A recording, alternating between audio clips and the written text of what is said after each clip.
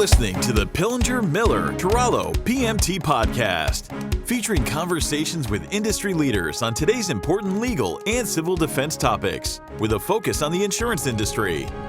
Today's feature is From Where I Sit and is an interview with the executive partner and the managing partner of Pillinger, Miller, Tarallo's upstate offices, Jeffrey D. Schulman.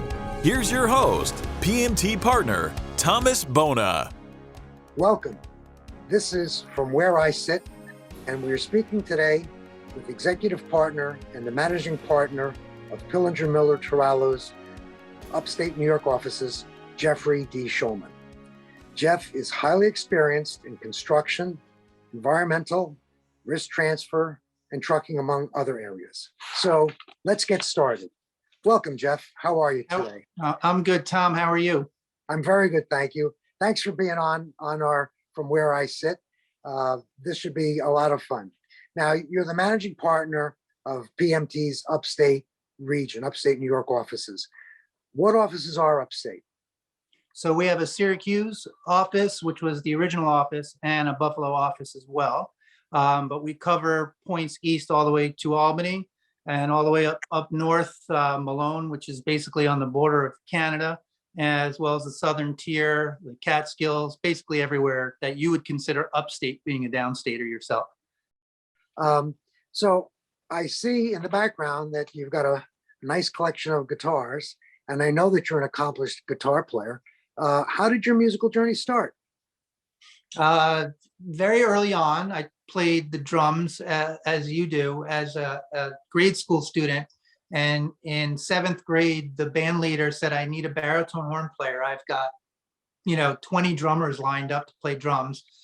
So I started playing the sexy baritone horn, which, if you know anything about the baritone horn, it doesn't attract a lot of excitement from the opposite sex. Let's just say that. And yeah. But I played baritone horn through high school and became pretty good at it. And when I got into college, it wasn't until freshman year when some of the guys on my hall played guitar and taught me a few chords, and I became obsessed. And by senior year, I was in a band, and then we're in bands after college and law school. And throughout my life, I've always played after that. So what are your musical influences? What do you like? Yeah, we were just talking about the Beatles special offline. That was the first band that I fell in love with. I have older sisters, and they gave me the Blue album, which is the greatest hits. And I couldn't even believe what I was listening to. Before that, it was 45 singles, whatever you can get your hands on from my sisters. And but then when I got that album, I listened to that night and day for months. So the Beatles were an early influence, and then my best friend growing up got me into progressive rock. We heard Tom Sawyer for the first time together by Rush, and I was, totally, it took off from there. Obviously all the classics like Zeppelin, the Stones, and the Grateful Dead, and so many different influences over the years. So from classic to progressive rock. I also, if you grew up on Long Island in New York, there was a station WLIR. And they played all these cutting edge British bands that were the new wave at the time, or new music. And, so from Depeche Mode to Duran Duran, I could talk about music for hours, but I loved all that stuff too. So I didn't, and then I love jazz and classical as well. And so just a whole variety of music just makes me really happy. So you're not originally from upstate New York, correct? Correct. I grew up downstate, as you know, on Long Island, and then went to school in the Midwest, and then settled in Manhattan for about 10 years, and then ended up in Syracuse about 2001. So what was your first job out of law school then? My first job was with a commercial litigation firm for about 6 months. I was a summer associate there for 2 years. I law clerked there during my third year. And it didn't take long before I realized that commercial litigation was not for me. I was digesting deposition transcripts, working on these huge commercial cases, and I was bored to tears. And I wanted to get into court. I wanted to take a deposition. I wanted to do all the things that the partners were doing. So I just happened to have an opportunity at Smith Major Director Wilkins, where Jeff Miller and Mark Pillinger were working, and started there in 1997. So was that the first time that you met Jeff and Mark? It was the first time I met Jeff. Mark was always a bit of a ghost. He was either hiding, working on a file in the conference room or in the library. You didn't go into Mark's office if you were a young associate unless you had a really good question. Okay, and you had to think of that question ahead of time, right? So You needed to very, be, very yes, erudite. you needed to be prepared. Jeff was always in very early, and I was trying to make a good impression, so I would come in early. And it was my first or second day on the job, and I got paged to Jeff Miller's office. And of course, I ran in there as soon as I could. And he said, I have a project for you, I have a job for you. And I said, well, what is it? And he looked at the turtle tank that was across from his desk, and he said, we're going to clean the turtle tank. And from there on, we became great friends after that. And an expert tank cleaner, correct? Yes, he has a green thumb, and he's also very good at managing a terrarium. And as a matter of fact, he's got one in his office in Elmsford, correct? Oh, he has a beautiful fish tank in his office in Elmsford. Yes, a gorgeous fish in there. How long did you say at Smith Maser then? I was there for a few years, about 3 years, and then I had a really good opportunity actually to go into plaintiffs work. Really? And I know that's taboo around our offices, but I went to work at Sachs and Sachs, which is a premier construction litigation firm. And I got my chops doing plaintiffs work for a few years. Did you find it helped your understanding of being a defendant to actually work on the other side and see what the plaintiffs' attorneys have to do and the types of issues that they deal with? Invaluable experience to work on that side and then bring that knowledge back to the defense side, understanding how plaintiffs' lawyers prep their cases, how they prep their witnesses, how quickly, especially in the construction field, they get to a job site to investigate and grab statements and witnesses, and then all the way through trial. Just the, I mean, it was a great shop, so I really learned from some of the best. It was a great boot camp for defense work. The nerves are just incredible when you're in front of a jury and you're doing everything out in the open and it's spontaneous. You just have to learn to control the nerves. Did you find that was the case when you were doing it? Yes, and I feel that I'm a pretty good public speaker. I think we all get nervous when we speak in front of groups. Once I get going, I feel pretty comfortable. But it was, it's another world. It's, we're always afraid of what we don't know and what we don't know how to do. And so, the more you have experience with it, the less nervous you get. But anytime you're in front of a group of people and you meet that, that panel for the first time, the nerves get going and until you start talking. To this day, it's the nerves never stop. How did it come about that you moved upstate and left Sachs and Sachs? Is there? Yeah, so moved up for family, and there was a debate to whether to settle in a suburb of New York City and do the commute on the train or live up in Syracuse where it was a little less stressful in terms of traffic. And there was an opportunity up here, and so I took it. Okay, so was that again a legal opportunity, or was there a different type of opportunity up in upstate New York? Yeah, it was a unique opportunity. It was a business opportunity, actually in the car business, to run and own a Chevy dealership, actually. And did you ever think that would be something that you would do? Broke my mother's heart. She sent her son to law school, and I was going to be a car salesman, to paraphrase how she put it. She was really unhappy. You said, "Don't worry, Mom. Don't worry, Mom." Yeah, I got this, Mom. No, she was very unhappy, and I never thought for the life of me that was something I would do. It was not, it's weird the turns and twists that life takes. How many people were you supervising or were underneath you when you were running it? Just under 100. That's a big operation. That's a big operation. Yeah. So the new kid on the block comes, immediately rises to the top, and that must have been a very, very difficult transition. So I kept my head down and I listened to everyone from, the detail department that, prepped the cars for delivery, to the technicians, to the service advisors, and all the way up, and kept quiet, kept my head down. I had ideas, but I didn't want to execute anything until I felt I had some the staff's confidence. So within 2 or 3 years, I was confident enough in what I was doing and the ideas that I had to start executing them. And I had a couple people, one, the sales manager at the time, who believed in what I was doing and saw and had the same vision as I did. And he was absolutely essential to my success there. And I was able to start in fixed operations, which is service and parts and the body shop, and get a real handle on that and make some personnel changes and improve that dramatically from where we were. And then slowly worked up to the sales department where, the salesmen were a little more sharp elbowed. Now, had you any idea that you would leave the car business, during this period of time, an inkling, or, with the way things were going, you must have had some idea that there might be another part of your career coming forward? Yes, and so Jeff Miller was always in the picture. Jeff and I maintained our friendship even when I moved up here. I was very familiar with what was going on in my life, and as that was going on, he was in my ear about, well, I obviously knew that they had left Smith Major, and I had been a source of, I think, solace and advice for him during that transition. And as I was going through something, he was in my ear saying, well, we have some potential upstate. You should think about it. You should think about it. And, when it really happened, it was a no-brainer for me because, if I could trust a partner, it was Jeff and Mark and Nick, who I've known for, at that point, I knew over 20 years.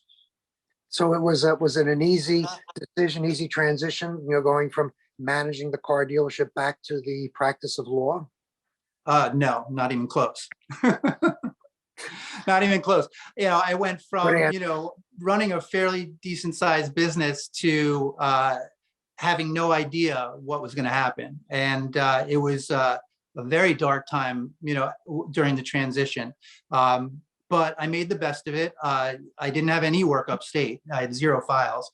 But I could always write well. And so I did some issues and appeals. I did some summary judgment motions, wrote some appeals, did some oral arguments. And then one day, I think a few months in, while I was working out in my kitchen, the first file came in.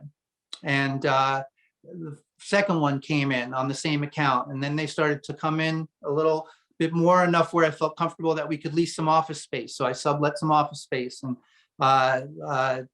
we are, hundreds of files strong now. We have 8 attorneys upstate, 2 offices, as you know. And so looking back on it, it was well worth the rough transition, and I couldn't be happier with the way it's turned out.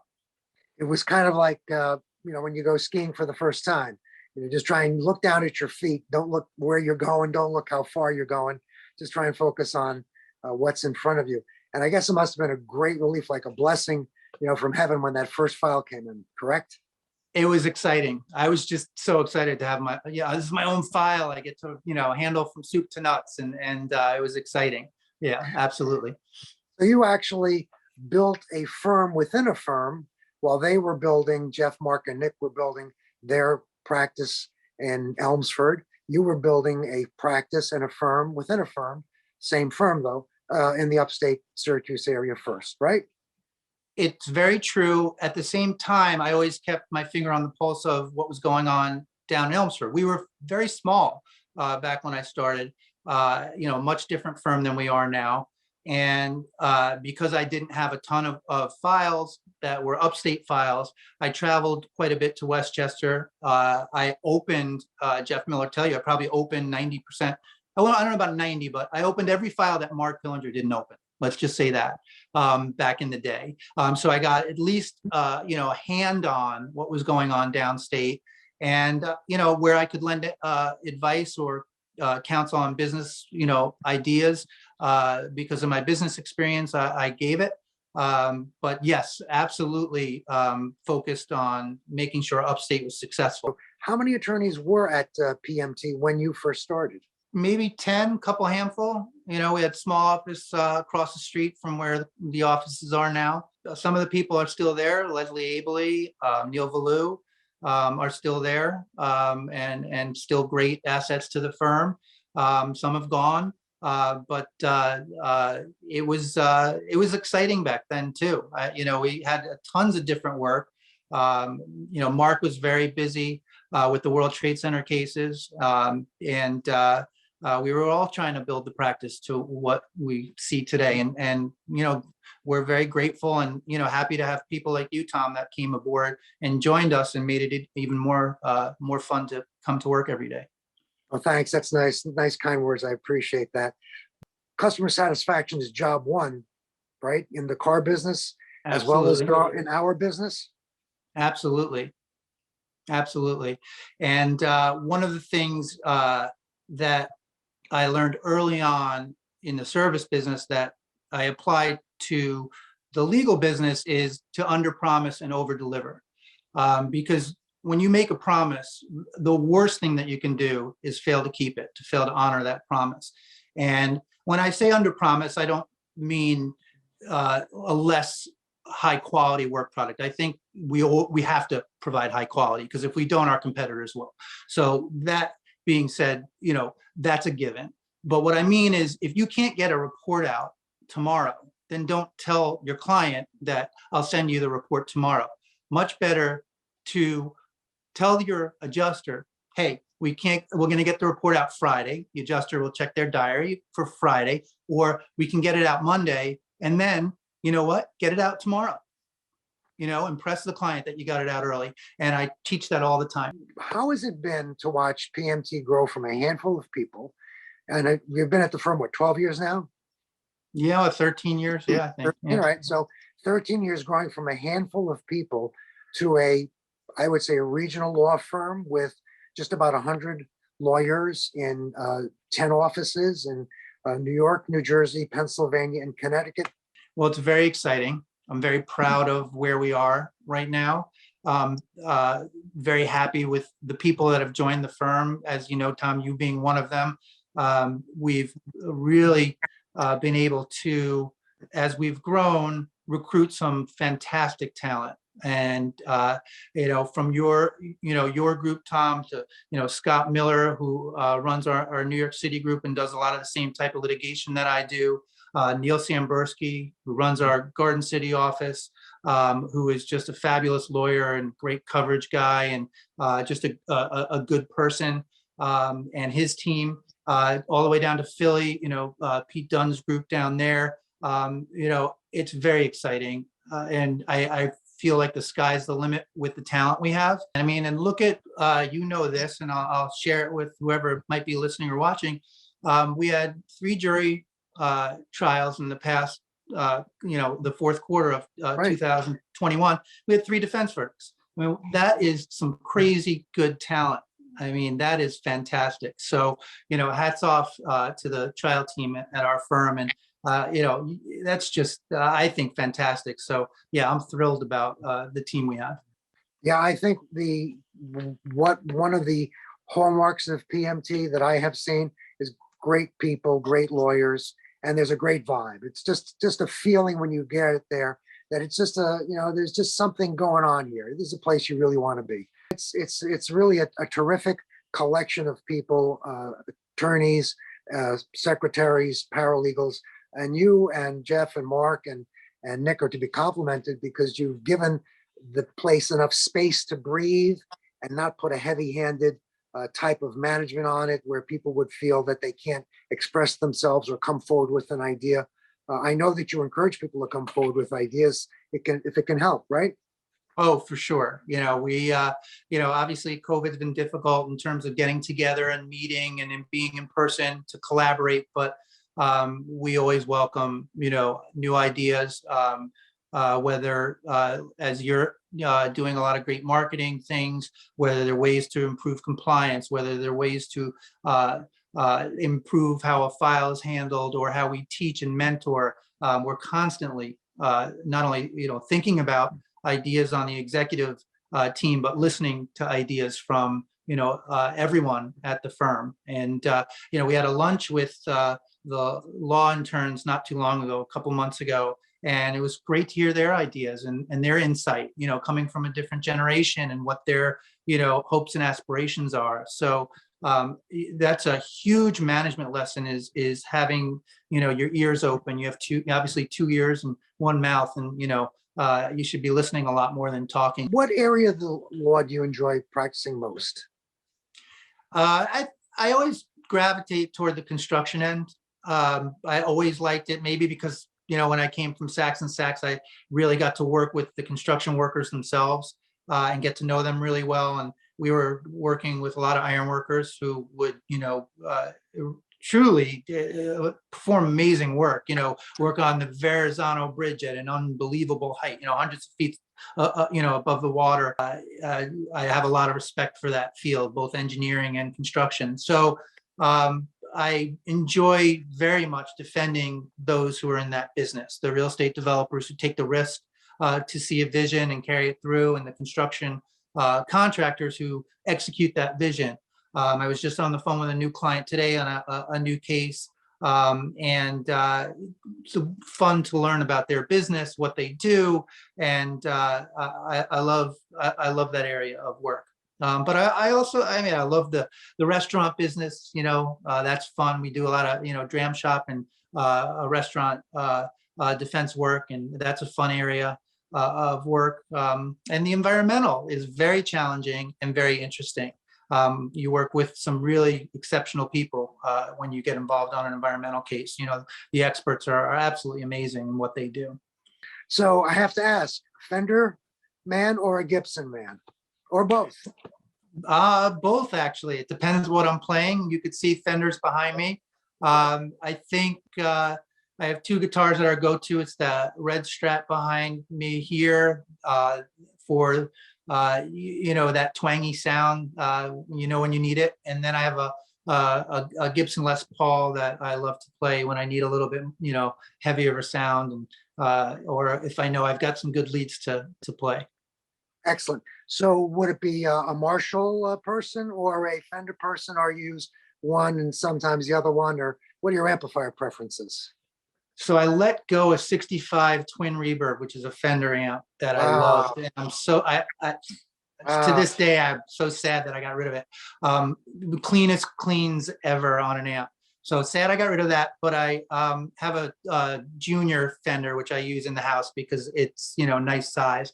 But I also have a Bogner. I don't know if you've ever heard of Bogner amps. Yes, yes. So the founder of Bogner worked at Marshall for years, and one of his responsibilities was hand wiring Eddie Van Halen's amps. And so he started his company and everything in their line, I think up to a certain year. I know they started selling guitars to Guitar Center, so they may not hand wire everything anymore. But I got a hand wired Bogner Shiva, and it's too loud for my house, but it's nice if I can jam with it when I'm playing with some friends. Well, if nobody's home, then you can turn it on and let it rip, right? Yeah, true. So you have a fascinating background, and you've made such an immeasurable contribution to PMT in terms of being able to build it into what it is today with the upstate offices, and with the types of practices, the environmental, the construction, all of the various practice types and practice groups. What's your biggest takeaway from doing it as you've done, and being involved in all of the aspects of it that you have? Well, I'm just very thankful, for everything that I have been able to accomplish. I certainly could not have done it by myself. I've done it with a team of wonderful people, with Jeff, Mark, and Nick to start, giving this a go and taking a risk on opening an upstate office. We were the first satellite office, to everyone in the office who does, scans in the mail and make sure that we have what we need, to managing the office, to the lawyers who handle really the heavy lifting now on cases, I'm just so thankful that I'm in the position that I am. It's been a great road, a fun road to get here. And as I said, I'm so excited about the future. I really don't think about the past too much, but when I do, I'm mostly thankful and grateful. Having started, as I said, in a very dark place, coming at a tough transition, and never looking back. It's been fantastic. That's excellent. I just want to add one more thing. I know you're a sports fan, and I know that Jeff, Mark, and Nick are all sports fans. And one of the things I think you find that's so important and so apparent when you come to PMT is the team aspect. Everybody is part of a team. Everybody works together, and like any professional team, sports team. And I think you have found that as well. I know you're a sports fan. And did you find that to be useful as well, the team analogy and all of the building that you've done? Oh, 100%. I mean, we always coordinate as a team, and there are teams within the teams, right? I mean, when you're working on a particular account or a particular case, or you're working with a particular office, I mean, we are one big team, and we have the same goal to make the firm, the greatest firm that we can. But within the team, we all have smaller goals, and all those small goals will help us reach, that larger goal. And so no one can do it alone. I mean, it's impossible. So it's so critical to be thankful and appreciative of all your teammates and team members, and listen to what they have to say. Well, we want to thank you for spending this time with us on From Where I Sit. We want to also thank you for all your contributions and all the teamwork and all the care that you take. It's so apparent from the care and the concern and the pride that all of you guys have to build PMT into the very best that it can be. And so I really want to thank you for spending some time after work so we could record this. Thank you very much. My pleasure, Tom. Thank you.